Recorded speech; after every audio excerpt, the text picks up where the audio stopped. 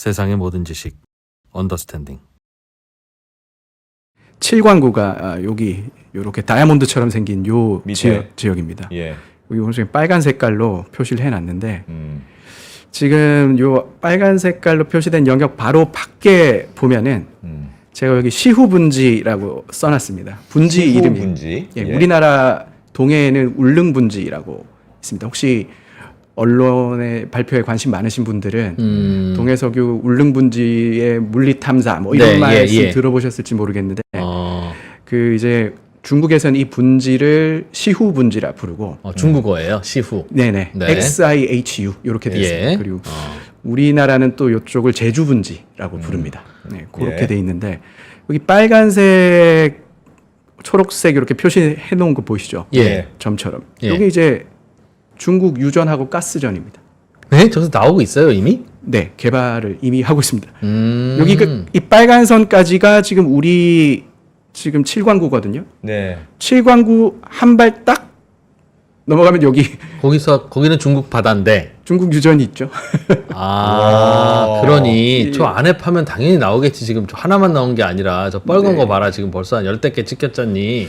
그 얘기네요. 예. 그리고 지금 왼쪽 그림에 여기 보이실지 모르겠는데 아래쪽에 여기를 보시면은 네. 그림이 예. 지금 여기 파란색 빗금 쳐놓은 요 지역 있잖아요. 예.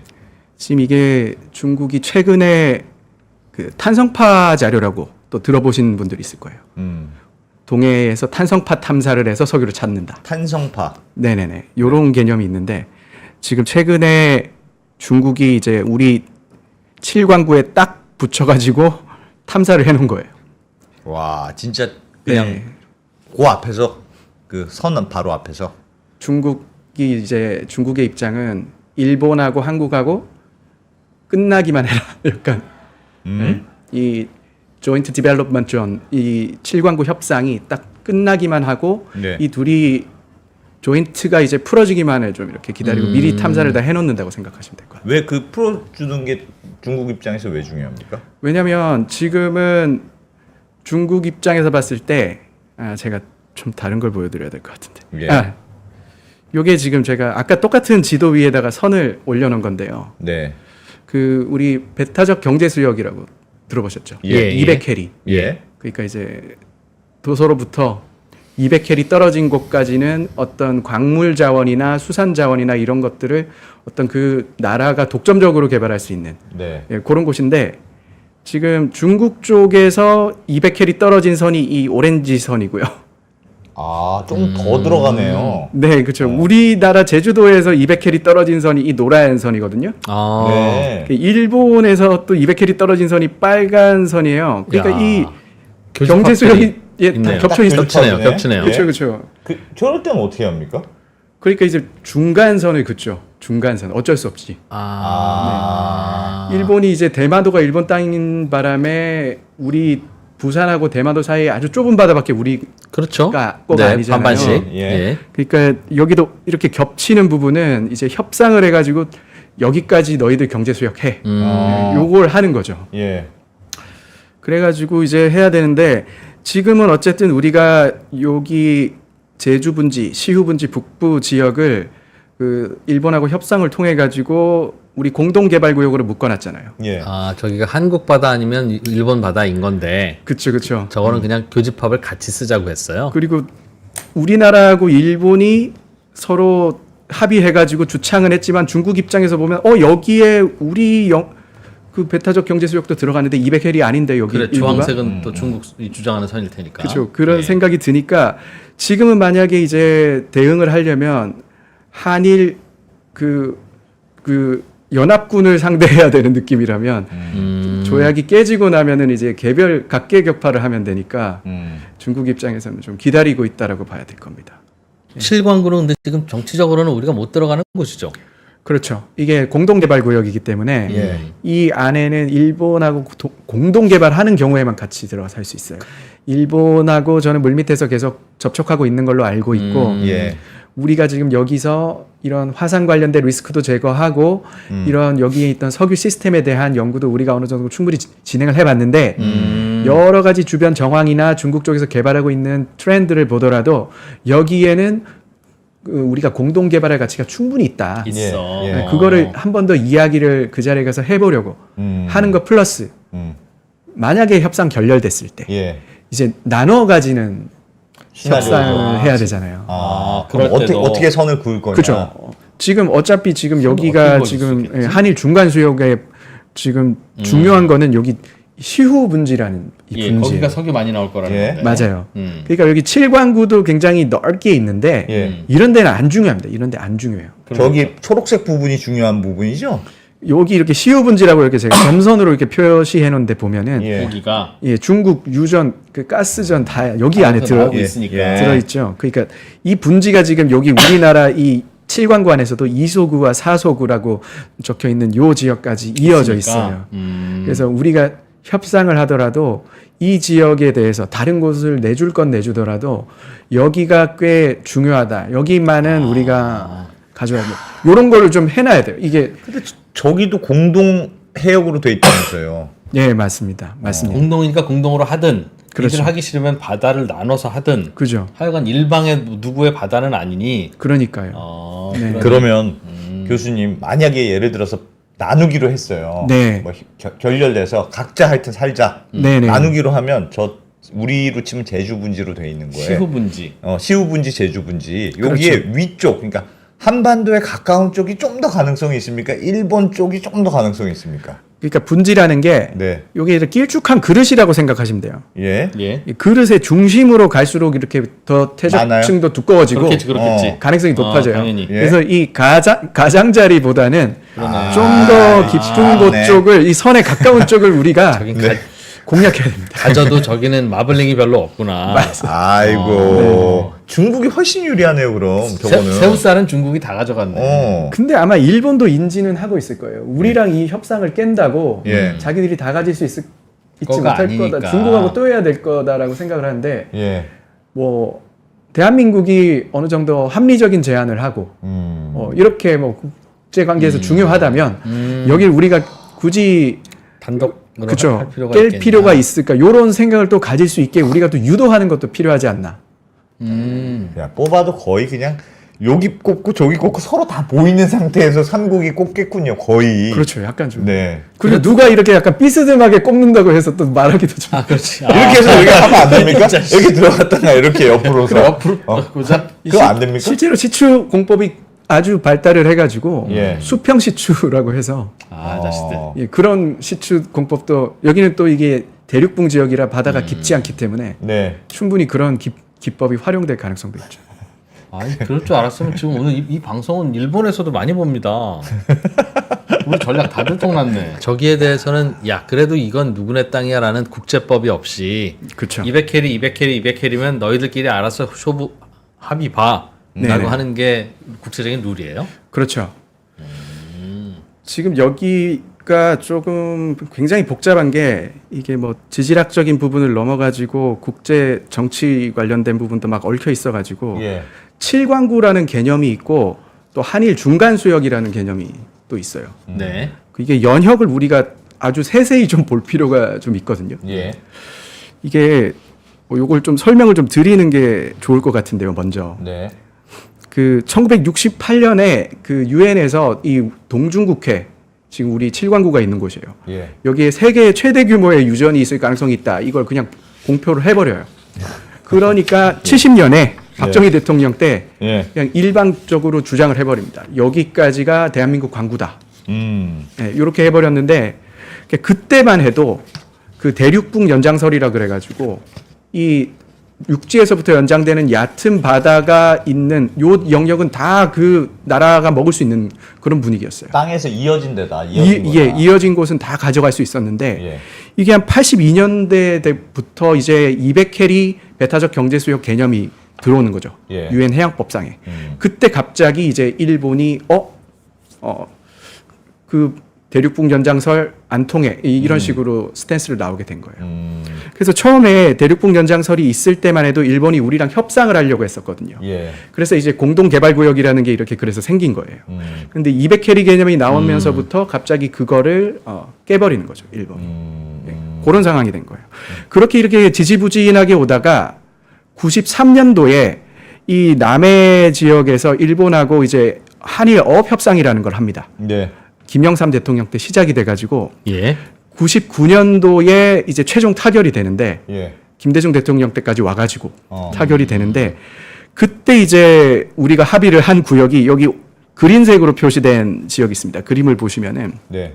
그린색. 예 예. 이렇게 그린색으로 표시된 요 지역이 있는데 여기를 갖다가 그냥 그 잠정 조치 그러니까 한일 중간 수역이라고 하자 요렇게 해버린 거예요. 예. 이게 뭐냐면 일본은 자기들의 가장 먼 영토에서 200캐리를 따져봤을 때 여기 노란색까지를 우리가 가져야겠다. 예. 우리나라는 여기 아니다. 그런 게 어디 있나. 우리가 봤을 때 200캐리 중간선은 여기 아래쪽에 있는 블루 라인이다. 예. 서로 이렇게 주장이 있으니까 이 블루와 옐로 사이의 이 영역을 한일 중간 수역으로 해가지고 둘 다 할 수 있는 걸로 하자. 그냥 밀어놓자. 예. 최종 결정을 밀어놓자. 네. 이렇게 됐어요. 그게 이제 요게 좀 실수한 협정이라는 말이 나오는 이유가 좀 있는데 예. 이게 사실은 우리가 대륙북 연장선을 그냥 밀어붙여 가지고 여기까지 빨간 선을 아주 멀리까지 그어놨단 말이에요. 그런데 지금 이때 한일 어업 협정을 하면서 이 오른쪽은 거의 아예 좀 포기한 개념이 돼버렸어요 지금. 저 빨강색이 우리 주장인 우리 바다라는 코리아의 주장인데 빨간 실선이 그죠. 1970년에 여기까지를 갖다가 우리 공동 개발 지역으로 해놨는데 99년에 뭔가 공동 개발 혹은 잠정 조치 이런 수역을 이렇게 그린선이 있는 요 영역으로 줄여버린 거죠. 아이고야. 그린한 면적으로 네네네. 빨강색 거는 그럼 우리의 배타적 수역이란 뜻입니까? 아니면 우리도 여기까지 주장할 수 있으니 일본에 가까운 바다지만 우리랑 공동으로 하자는 뜻이었습니까? 후자였습니까? 70년 당시에 70년대 초 당시에 우리가 일본하고 맺은 석유 개발 관련된 공동 개발 영역이에요. 그런데 이후에 만든 또 다른 협정이 하나 있는데 네. 그 협정은 여기 그린색 영역으로 돼버린 거죠. 제가 지도로 보기에는 네. 그린색 영역이 한국과 일본의 중간 정도 느낌이 드는 로케이션에 있지. 맞습니다. 저 빨강색까지 우리 바다로 주장하면 우리는 좋겠으나 그쵸. 일본이 보기에는 너무 우리 쪽으로 와 있는데 한국은 왜 저렇게 주장해라는 생각이 들 것 같아서 맞습니다. 그럼에도 불구하고 저때 우리가 저렇게 주장했고 일본이 받아들였은 것다는 건 이유가 근거가 있었을 텐데 그게 뭔지를 알아야 네네네. 지금도 주장할 수 있거나 아쉽다고 얘기할 수 있으니 그걸 좀 설명해 주십사 네. 하는 질문입니다. 그러니까 70년대 당시까지만 해도 대륙북 연장설이 파워풀했어요. 예. 그때까지만 해도 그 논리로 이렇게 다 이제 어떤 세계 강대국들이 다 자기 바다라고 다 주장을 했던 시기인 거죠. 대륙북 연장설. 예. 그걸로 보면 저 빨간 게 맞아요? 왜 그렇죠? 그렇죠. 여기 보시면 일본 열도 끝자락 보이시죠? 예. 끝자락 보면 바도 앞에 보면 아주 진한 파란색으로 돼 있죠. 심해. 예, 심해요, 심해. 예. 몇천 미터예요, 몇천 미터. 땅이 그냥 쑥 들어가 버리는 거야. 네네네. 아, 일본은 대륙붕이 좁구나 없구나. 그렇죠. 대륙붕까지는 우리 땅이야라고 하는 그 주장이 그 그쵸. 설의 근거군요. 바다가 찰랑찰랑하게 있는 거지. 맞습니다. 이 땅이 다 우리 땅이야. 맞습니다. 200m 이내 얕은 바다를 이제 대륙붕이라고 하는데 네. 이 제주도에서부터 이 얕은 바다가 이렇게 허연 바다가 쭉 오잖아요, 여기까지. 그러니까 이제 박정희 대통령 때는 그걸 갖다가 여기 다 우리 거야. 그래, 이렇게. 해수면이 낮아져봐. 이거 다 우리 땅이지. 예, 예. 그리고 이 내용만 그쵸, 다- 그쵸. 깊은 바다는 반 나누고 자식들아. 예. 그러니까 이제 그게 그때는 통했던 거예요. 예. 그런데 이제 우리가 이제 일본하고 한일 중간수역, 한일 어업협정 할 때는 90년대잖아요. 이때만 돼도 대륙북 연장설은 힘을 좀 잃었고 이제 뭐가 나오냐면 200캐리 배타적 경제수역 개념이 나오다 왜 보니까 대륙붕이 힘을 잃었습니까? 대륙붕 그렇게 하면은 연장선은? 그 아까 말씀하셨듯이 예. 대륙붕에 어떤 나라- 운 좋게 붙어 있는 나라는 그냥 엄청나게 넓은 해양 영토를 먹게 되고 운 좋게 운이 없어가지고 좀 깊은 바다에 인접한 국가들은 자기 해양 너무 영토가 너무 좁아지니까. 그러네요. 네. 그러니 그게 더 페어하다 해가지고 이제 82년부터 유엔 해양법에 반영이 된 거죠. 대륙붕이든 아니든 관계없이 그냥 바다는 바다로 보고 거리를 나누자. 그렇죠. 근데 이제 우리가 무슨 그 제국주의 시대에 어떤 그 맹주들 있지 않습니까? 그런 사람들이 굉장히 뭔가 그 반인류적으로 뭔가를 착취를 하고 막 콜로니를 만들었지만 예. 지금에 와서도 막 안 내놓잖아요. 예. 그래서 우리가 70년대에 뭔가 그때 당시의 논리로 한번 이렇게 뭔가 주장을 했던 곳을 지금 뭐 그 어떤 논리가 바뀌었다고 해서 예. 그걸 소급해서 내줄 필요까지는 없다. 예, 그래서 협상의 어떤 레버리지로 좀 여지가 있었는데. 예, 쓸 필요가 있다는 거죠, 제 생각. 저기 지금 중국이 유전을 지금 개발하고 있다면서요. 많이 나옵니까? 석유가? 지금 양은요, 예. 중국이 그거는 공개를 안 합니다. 아, 공개를 해서 얼마 나오는지 몰라요? 예, 중국이 공개를 안 해요. 예. 그러니까 찾아서 이제 플랜트 지어놓고 개발하는 거는 알고 있는데 예. 정확히 매장량 얼마다 이것들을 속속들이 다 공개하지는 않습니다. 원래 공개하지 않습니까? 대충 다 아는 거 아니었어요? 왜냐하면 중국 입장에서는 이걸 예. 공개할 이유가 전혀 없습니다. 이 중국은 이 어떤 에너지 가버넌스 입장으로 이 여기를 접근을 하기 때문에 네. 지금 당장 동중국해 석유나 가스가 중국 입장에서는 필요 없거든요. 근데 다 찾아놓고 개발해놓고 보는 거거든요, 지금. 그러니까 이제 중국의 우리가 말하는 매장량이라는 개념이 있지 않습니까? 예. 매장량이라는 개념은 지금 우리가 대왕고래의 매장량이 얼마일 것 같다 뭐 이런 식으로 추측하는 게 아니고요. 네. 이게 이미 시추를 하고 어느 정도 많이 어떻게 이 지역을 더 몇 봉을 더 뚫어보고 해가지고 예. 어느 정도 여기서는 경제적으로 충분히 가치가 있고 얼마 정도의 석유가 있는 게 확실하다. 요걸 이제 리저브라고 하는데 예. 요 단계까지 지금 간 거예요. 그거를 확인하기 위해서 중국은 이미 다 작업을 해놨고 그래서 매장량 개념으로 여기를 이미 다 어느 정도가 있다는 걸 파악했는데 그걸 이제 공개하자. 중국 입장에서는 그러면 한국하고 일본이 그 바로 옆에서 아직 서로 입장이 달라서 개발을 못 하고 있으니까 네. 일본은 하여튼 조인트 벤처가 끝날 때까지 기다리는 거고 자기가 다 권한을 가질 때까지 기다리는 거고 예. 한국은 일본 때문에 발목이 잡혀서 못 하고 있으니까 그 사이에 중국은 다 빼먹어야지 중국 입장에서는 유리한 전략이겠군요. 예, 그렇죠. 어차피 그 밑에 석유는 맞습니다. 그냥 뚫는 곳만 관계가 있습니까? 사실 밑에 가서는 다 연결돼 있어도 이만한 호수가 있는데 이쪽에서 구멍을 뚫나 이쪽에서 구멍을 뚫나 똑같을 텐데 그건 상관없어요? 그 맞는 말씀입니다. 이게 그럴 수도 있어요. 그 우리가 퇴적 분지라고 말합니다. 분지라고 하는 게 그냥 별게 아니고 그릇이 있고요. 그 바닷속에 아주 큰 그릇이 있다고 생각하면 되고 거기에 무슨 육지에 무슨 뭐 큰 강에서 흘러온 모래나 진흙이나 이런 것들이 거기에 다 차곡차곡 쌓인다고 보시면 되는데 예. 그렇게 되면은 그 분지 안에는 그 석유의 원료가 될 수 있는 그 유기물들이 굉장히 많이 존재하게 되고 그 유기물들의 숙성도가 분지 전체를 아울러 가지고 아주 뭐 극단적으로 뭔가가 있지 않다면은 예. 어느 정도 유사하게 돼 있어요. 그렇게 되면은 거기서 충분히 유기물이 있고 석유 가스가 만들어질 조건이 된다면 옆에서 석유가 나오는데 왜 여기 안 나오겠어?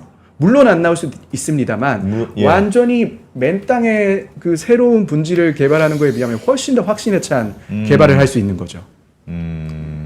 여기 뚫다 보면 그냥 나올지도 몰라 이런 생각을 할 수 있는 거죠. 허허. 참. 답답한데. 그래도 이런 얘기 들어도 그러니까 뭐 이거는 국제적인 분쟁 때문에 복잡한 문제도 있긴 있습니다만 맞습니다. 그리고 동해에 뭐 영일만 해도 진짜 큰 뭐 가스전이 있다. 그 솔직히 그래도 우리가 뭐 우리나라 땅이 잘 그런 게 나온 적이 없었어 가지고 예. 잘 믿기진 않아요. 무슨 우리가 중동도 아니고. 네네네. 말만 그러다가 혹시 안 나오는 거 아닐까? 우리나라 땅이 그런 게 많으면 진작에 나왔겠지. 뭐 이런 생각은 솔직히 드는데요. 안 맞습니다. 그렇습니까? 중동이랑 우리나라랑 석유가 나오는 조건이라는 게 좀 잘 예. 나오는 나라들이 있잖아요. 그렇죠. 파면 나오는 나라들. 그렇죠. 사우디 뭐 파면 나오고. 맞아요. 우리나라 한반도 요 땅은 아니라면서요. 미국도 아닙니다. 그냥 파면 나오고. 네. 그 땅이 그 땅이 아니래. 네네네. 그런데 그 바다는 좀 전혀 다릅니까? 다르다는 말씀이죠. 네. 일단 석유는 바다에서 만들어진다라고 생각하시면 됩니다. 바다에서요? 네. 어. 그리고 석유가 나오는 곳은 과거에 바다였던 곳이다. 이렇게 생각을 하셔도 틀리지가 않아요. 그렇게. 그럼 그 사우디도 사우디는 바다였습니까? 이란도 예전에? 바다였고. 그렇죠. 이게 유기물이 쌓인 다음에 그게 석유가 될 때까지 예. 이 수천만 년의 시간이 걸리기 예. 때문에 수백에서 수천만 년이 걸리기 때문에 지금 현재 바다냐 현재 육지냐는 중요하지 한 게 않아요. 없고 옛날에 바다였어요. 그렇죠. 옛날에 바다였어요. 왜 한번 바다여야 뭐 석유가 구워지거나 그래요? 그렇습니다. 이게 석유가 만들어지는 원리가 있는데요. 일단은 그 석유의 원료가 되는 그 생물 시체가 있어야 돼요. 그렇죠. 예. 생물 시체. 우리 유기물이라고 말하는 우리 몸 안에서 합성해내는 물질. 공룡 예. 시체거나 그렇죠. 뭐 지방, 단백질, 탄수화물 이런 거 다 유기물입니다. 예. 그런 것들이 이렇게 쌓여야 돼요. 많이 쌓여야 됩니다. 아주 예. 많이 쌓여야 집적이 돼야 되는데 그렇죠. 육지에 어떻습니까? 뭐 육지에 막 그렇게 집적이 되면 천지 사방에 그 시체들로 가득해야 될 거 아니에요? 말이 안 되죠. 사실 네. 코끼리들이 집단 자살해야 되는 건데 그렇죠. 그럴 리가 없죠. 근데 바닷속에서는 그런 일이 벌어집니까? 그렇죠. 일단 코끼리는 바다 육지에서도 가장 생물량이 많은 존재가 아닙니다. 그렇겠죠. 예. 아마도 미생물이나 개미나 이런 작은 생물들이 우리 눈에 잘 보이지는 않지만 전체양으로 따지면 가장 많을 거예요. 네. 바다 같은 경우는 이제 우리가 플랑크톤이라고 흔히 부르지 않습니까? 예. 네, 우리 적조 막 일어나면은 막 바다를 뻘겋게 만드는 그런 것들이 다 플랑크톤이 예, 과잉 예. 번식하는 그런 것들인데 이런 아이들은 굉장히 그 우리 바다는 그 2차원 면적이 아니고 3차원 덩어리잖아요. 예. 그 이 3차원의 이 3D 공간 안에서 모든 공간의 생물들이 있잖아요.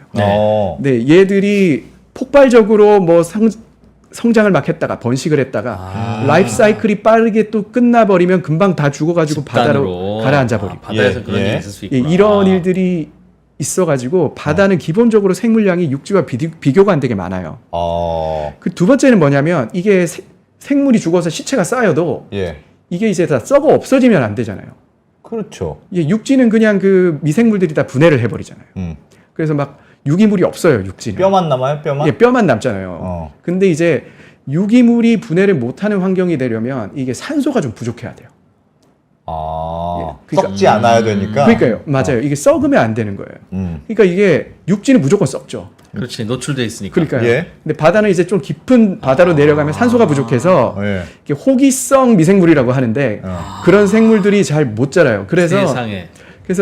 잘 이렇게 썩지를 않는 거예요. 시체들이 그냥- 뭉쳐 있어야 되고 몰려 있어야 되는데 썩지도 말아야 되니. 무덤처럼 그죠. 깊은 바다로 그냥 가라앉아 있는 거예요. 그죠? 계속 와. 이렇게 있는 거예요. 그리고 이제 세 번째가 이제 중요한 게 뭐냐면 얘를 그냥 안 썩는데 계속 놔두면 되냐 이게 아니거든요. 이게 뭐냐면 이 뜨뜻해지고 우리 압력밥솥이라고 생각하시면 돼요. 압력도 올라가고 온도도 올라가야 얘들이 석유가 돼요. 결국에. 끓이는 거는 일종의 압력솥에 끓이는 것처럼 그런데 이제 온도만 올라가면 안 돼요. 압력도 높고. 압력만 올라가도 안 되고 온도와 압력이 같이 올라가야 돼요. 그게 이제 어떻게 되냐면 지구 내부로 땅 속으로 들어가면 들어갈수록 압력이 높아지죠. 압력도 올라가는데 또 지온도 올라가거든요. 네.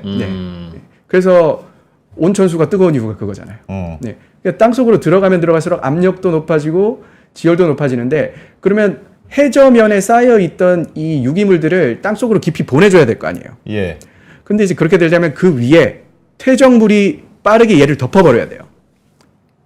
퇴적물이 어떻게 이게 덮습니까? 죽은 생물들 위에 예. 다시 모래나 진흙이나 이런 게 계속 쌓여줘야 돼요. 근데 육지에서는 그런 일이 안 일어나요.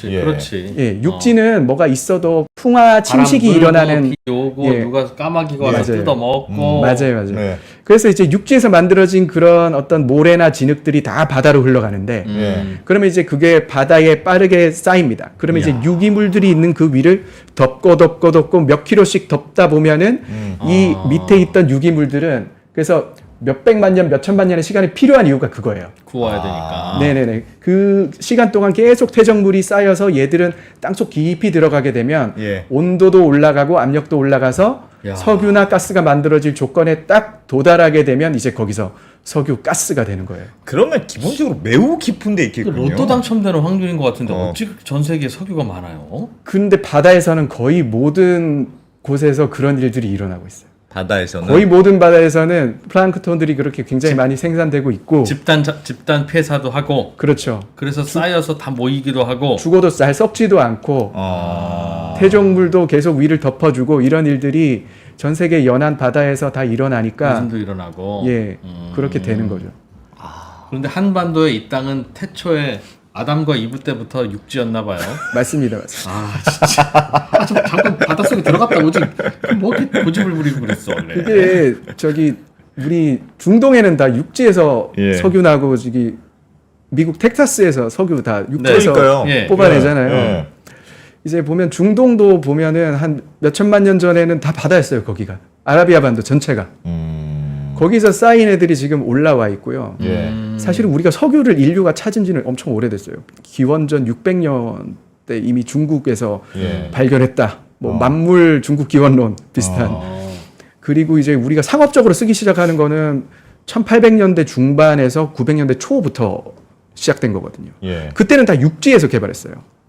우리가 왜 우리나라 육지 없냐 이렇게 말할 수도 있는데 그 사람이 어떤 그때는 테크놀로지가 발전을 안 했잖아요.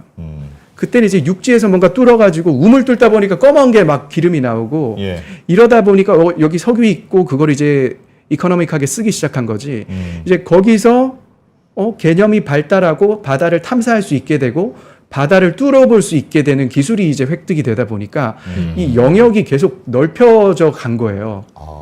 그래서 이제 1900년대에서 900년대 말까지는 우리 대륙붕이라고 말하는 한 200m 이내의 얕은 바다 있잖아요. 예. 거기서 이제 사람들이 석유를 캐요. 그래서 이제 석유 지질학들이 다 이렇게 대륙붕 개념으로 이렇게 발달을 해왔는데 최근 들어가지고 한 1990년대 중반쯤이에요. 예. 그때부터 더 깊은 바다에도 석유가 있어. 이 개념이 갑자기 등장해요. 학계에.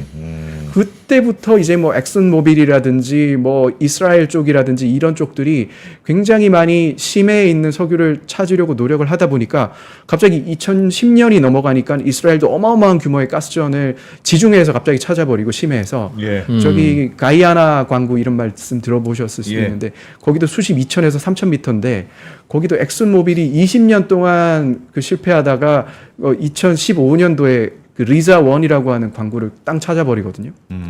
그런 것들이 이렇게 되면서 우리나라도 지금 동해에서 우리도 비슷한데 거기랑 우리도 해볼 가치 있지 않나?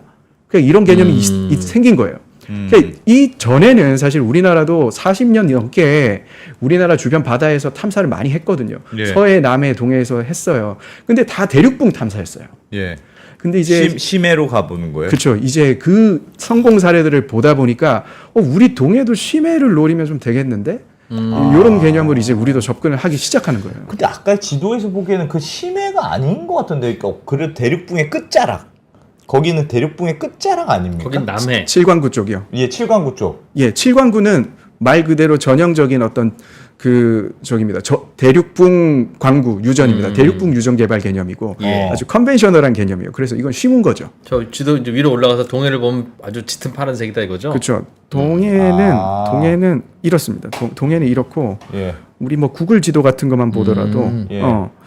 여기 이제 위쪽을 보시면은 우리 한반도 이렇게 있고요. 예. 예, 일본 열도 요 사이에 이제 있는 여기 깊은 곳 보이시죠? 네. 예. 북쪽에 울릉도, 독도로 이렇게 북쪽에 있는 여기가 굉장히 깊습니다. 그냥 해저 지형 자체가 굉장히 깊고 이제 울릉분지라고 부르고 예. 여기가 한 2,000m 정도 됩니다. 수심이. 분지라고 하는 게 얕다는 뜻이 아니라 밑바닥이 평평하다는 뜻이군요. 예, 깊어도. 깊은 곳이에요. 깊은 곳으로 오히려. 깊고 평평. 네네.